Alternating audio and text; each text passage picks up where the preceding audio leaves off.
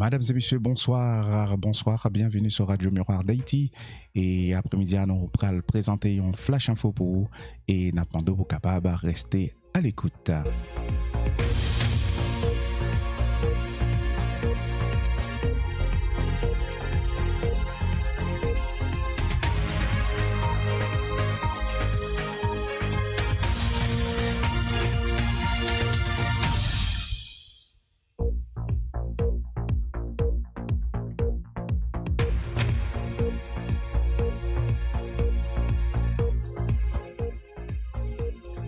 Mais ça nous porte pour vous dans Flash Info ça, messieurs, dames, n'a pas encore dit bonsoir. Flash Info ça, nous pral attendre, mais ce n'est Colombien yo dans une vidéo qui yo avoué assassinat président Jovenel Moïse.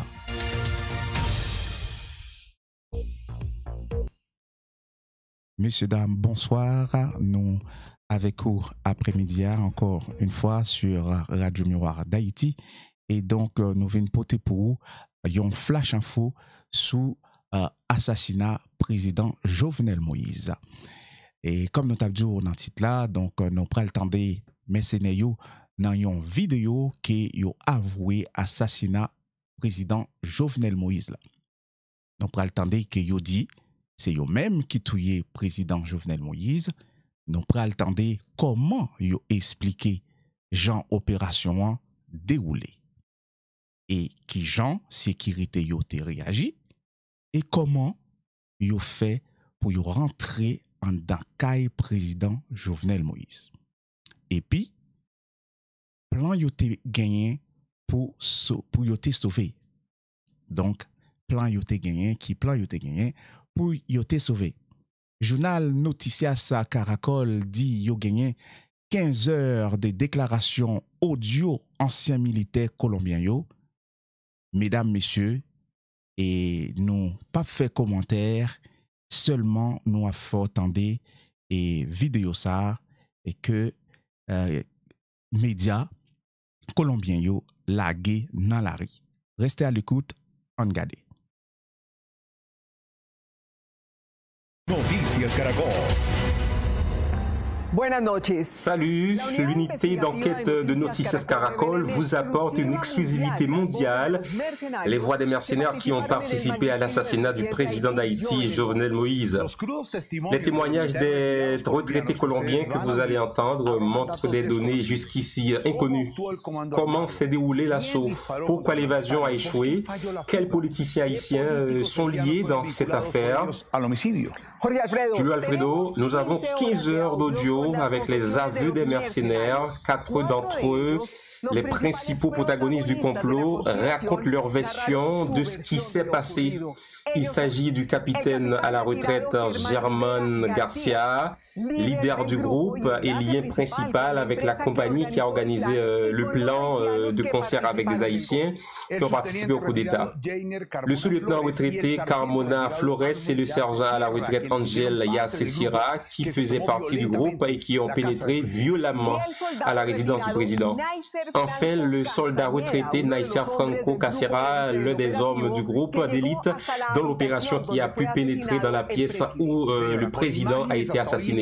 Avec des images inédites jusqu'ici de ce qui s'est passé dans la nuit du 7 juillet et les jours suivants, et avec l'aide de notre département graphique à Noticias Caracol, nous avons reconstruit le film des événements minute par minute. Quelques jours avant l'opération du 7 juillet, Joseph Badio, un fonctionnaire du ministère de la Justice d'Haïti, a donné un ordre au capitaine Germán Rivera qui a marqué un point de rupture dans cette histoire haïtienne. Il a dit qu'il devait tous les tuer, les policiers, la sécurité du président, tous ceux qui sont à l'intérieur de la maison, qu'il fallait les tuer. Rivera, chef du groupe des mercenaires qu'ils appellent Mike, a donné l'instruction qui a également changé le sort des 22 anciens soldats colombiens.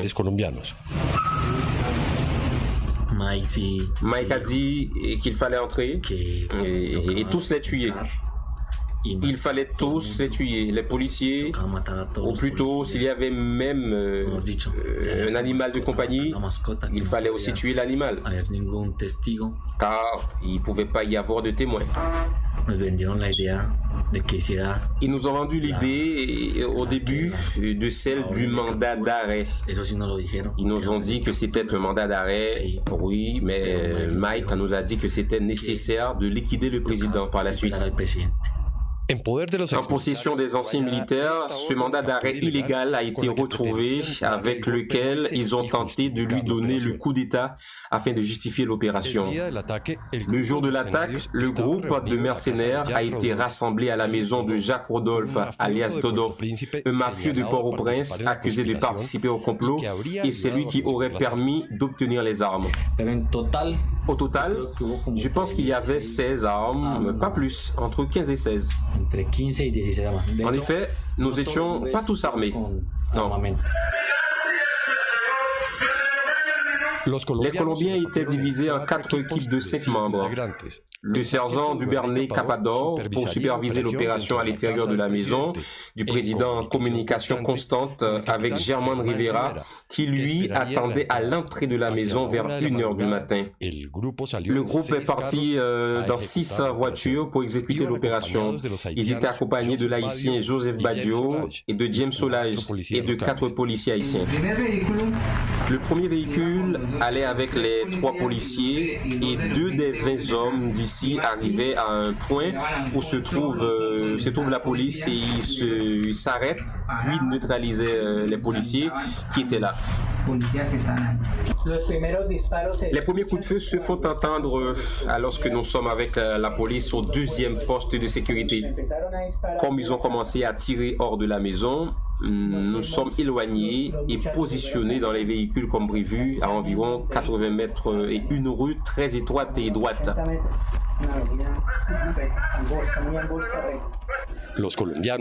Les Colombiens ont déjà franchi les 3 postes de contrôle après avoir réduit la garde et atteint la porte de la résidence présidentielle. Nous avons commencé à essuyer des tirs, puis tout le monde s'abrite derrière les murs. À ce moment, j'ai bien sûr cherché une couverture de protection. Non, il y avait des tirs pour croiser parce que nous avons tiré nous aussi car évidemment nous n'allions pas nous faire tuer. Au milieu de la fusillade, les Colombiens ont découvert que le portail principal de la maison était ouvert. Il y avait une petite porte et puis par là, nous avons commencé à essayer de trouver une brèche. Et bien sûr, je cherchais une couverture.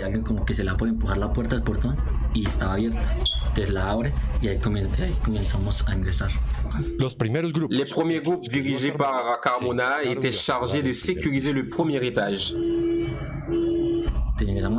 Nous sommes entrés dans la maison et au premier étage, nous avons tourné à gauche. Et il y a eu une pièce qui semblait à un salon, en tout cas avec une table, une grande table. Au fond, il y avait une salle de bain. Ils ont découvert plusieurs policiers. Au lieu de leur faire face, mais ils se sont cachés. Ils étaient à peu près 4 à 5 policiers haïtiens qui se sont cachés. On les a vus, ils se sont cachés. Et ils ont dit non, non, non, s'il vous plaît, non, non, s'il vous plaît. Alors, nous avons pointé sur eux et nous les avons menottés. Ils avaient des armes là-bas, des fusils, des pistolets, ils avaient beaucoup de choses là-bas. Mais ils s'en sont pas servis, tout simplement.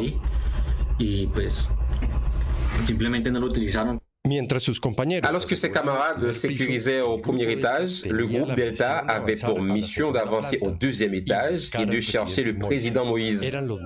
Ce groupe Delta était composé de meilleurs soldats qui en Colombie faisaient partie du commandement spécial de l'armée contre les barons de la drogue.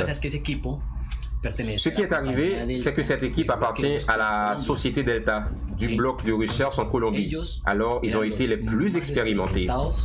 Au 2e étage, ils ont trouvé 2 chambres. Franco et les soldats de Palacios sont allés à celle de droite, qui avait la porte ouverte et il n'y avait personne. Quand nous sommes entrés dans cette pièce, on a vu une salle de bain, un lit, mais il n'y avait personne. On voulait juste vérifier car la porte était ouverte. Yepes, Pineda, Romero, Capador sont entrés dans la pièce de gauche, dont la porte était fermée. Dans cette pièce, il trouvait le président Jovenel Moïse et son épouse Martine Moïse. Tout en pleurant un peu, Franco a déclaré que Victor Pineda était celui qui a tiré sur le président. On dit que c'était Pineda. Il s'écoutait. Il est très inquiet que ce garçon n'ait pas de paix. À la question précise de savoir qui a tiré sur le président, Carmona a répondu: je veux que vous écriviez juste un nom de famille là-bas. Vous êtes déjà en train de l'enquêter pour voir s'il est vrai ou non. Pineda. Selon les déclarations, Pineda est entré à l'intérieur de la pièce avec un fusil M4. Le président Moïse a reçu 12 balles, sa femme a reçu plusieurs balles dans l'abdomen. Elle a vécu miraculeusement. Une fois le crime commis, les mercenaires ont activé le plan d'évasion. Dans les bandes audio obtenues exclusivement par Noticias Caracol, les anciens militaires colombiens révèlent comment ils ont volé plusieurs millions de dollars dans la maison du président. Les mercenaires ont également raconté la façon dont 3 des hommes ont été tués et qu'ils ont vécu pendant la tentative d'évasion 36 heures après les faits dans la maison où se sont barricadés avec une fusillade intense qui s'est terminée. L'assaut a duré environ 30 minutes. Après la mort de Moïse, les mercenaires se sont concentrés sur l'argent. Avant l'opération, ils avaient été informés que Moïse avait entre 18 et 45 millions de dollars dans sa résidence. Dans la chambre, ils ont trouvé 2 valises et 3 boîtes apparemment remplies de billets. À partir de là, tout s'est calmé et ils ont commencé à sortir des valises dans le hall. J'ai moi-même emmené les valises dans la voiture. L'argent qu'ils ont déclaré était pour l'entreprise qui avait employé les mercenaires et une autre partie serait le paiement des Colombiens. Ils ont également pris des documents du président et du système d'enregistrement des caméras de surveillance. Les valises ont été chargées dans le premier véhicule où James se trouvait. Les valises ont été chargées là-bas. Le système de caméra a été aussi chargé. Des enveloppes contenant des documents ont été chargées également. À ce moment-là, les Colombiens se trouvaient déjà seuls. Joseph Baggio et les policiers haïtiens qui étaient venus avec les Colombiens avaient tous disparu. Il était arrivé avec nous et au moment où cela s'est passé, il est parti avec les policiers. Il nous a laissés seuls. Ils étaient dans une Ford grise. Les mercenaires se mettent en route pour se rendre au Palais national. Selon le plan, un nouveau président devrait prêter serment et réaliser le coup d'État et ferait des Colombiens sa garde personnelle. Capador nous emmenait au Palais national parce que c'est là où il avait prévu de nous protéger. Oui, la police allait nous protéger. Nous roulions lentement, très lentement, jusqu'à l'aube du matin. Je crois que le premier de nos véhicules s'est trouvé en face de quelques voitures qui ont fait un barrage sur la route et qui ne vont pas nous laisser passer. Étant bloqués là, nous devions tous arrêter, sortir des véhicules et rester sur la route. Dans cette vidéo, nous voyons 2 des mercenaires cachés dans un caniveau. La police haïtienne a bloqué le passage avec des pick-up et des chars. Les Colombiens se sont réfugiés dans cette maison. Les images montrent plusieurs d'entre eux attendent une exfiltration promise par Arcangel Pretel, le Colombien qui dirigeait l'entreprise de recrutement CTU. Mais l'aide n'est jamais arrivée parce qu'elle n'a tout simplement jamais existé. Eh bien, nous sommes là, le temps passe, aucune solution pour nous. Mais que se passe-t-il? Pourquoi ne sont-ils pas venus faire ce qu'ils avaient promis comme être au Palais national? Ils avaient dit qu'on allait être accueillis là-bas et que nous serions protégés. Alors, ils ne disent rien du tout. Ils ne disent rien. Non, non, non, on parle, on se coordonne. C'est ce que dit Capador. Ne t'inquiète pas, on coordonne. La contre-attaque des autorités haïtiennes a commencé dans l'après-midi. C'était environ vers les 4 heures dans l'après-midi. Ils ont commencé à lancer de lacrymogènes, puis les tirs ont commencé à résonner. Si je me souviens bien, des tirs de fusil ont été entendus. C'est alors que les Colombiens ont vaincu dans une folie totale. C'était de la folie totale.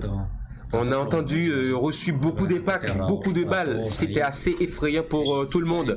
On a eu très peur. Et là, ils ont endommagé la porte, les murs.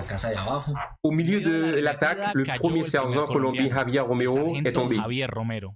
Nous avons été attaqués très fort parce que nous avions très peu d'armes, très peu de munitions. Ils ont lancé une grenade à main. Javier était dans un coin.